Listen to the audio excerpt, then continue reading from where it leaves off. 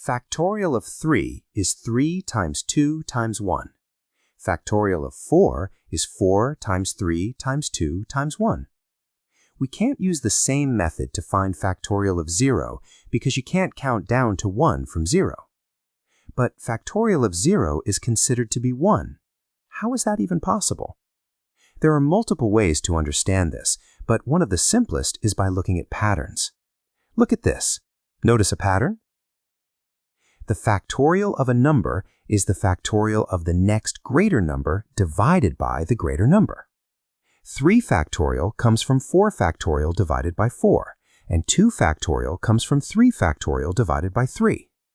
Following the same pattern, 0 factorial will be 1 factorial divided by 1, which indeed equals 1.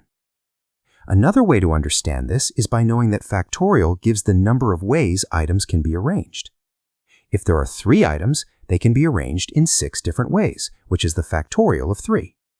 2 items can be arranged in 2 ways. 1 item can be arranged in 1 way. So, in how many ways can 0 items be arranged?